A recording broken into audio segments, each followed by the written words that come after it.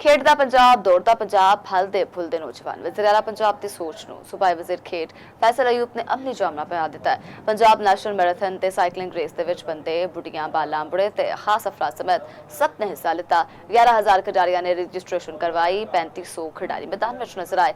ਤਫਸੀਲਾਤ ਅਮਰਾ ਖਾਨ ਦੀ ਰਿਪੋर्ट ਵਿੱਚ।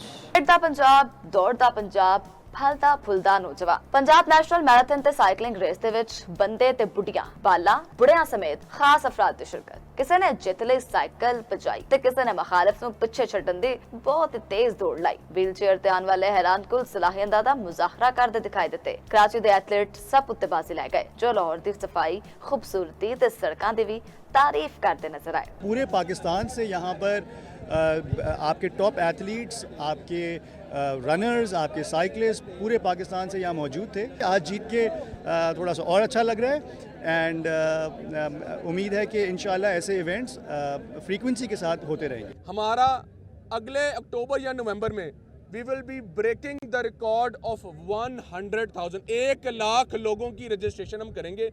1 लाख लोगों को इधर ही दोबारा हम यहाँ पर इकट्ठा करेंगे। मैराथन 21 किलोमीटर रेस विच मोहम्मद अख्तर ने पहली, आमिर ने दूसरी ते इरफान ने तीसरी पोजीशन हासिल की है। व्हील चेयर रेस विच अहमद यार पहले, जायद नजीर दूसरे ते नवाज रशीद तीजे नंबर ते रहे। साइकिलिंग रेस दे विच कराची दे खिडारी हावी रहे। मैंने 5 किलोमीटर रेस जो है वो जीती है। इसके लिए मैं मरियम नवाज साहबा का शुक्रिया अदा करना चाहूँगी। बहुत अच्छा लगा।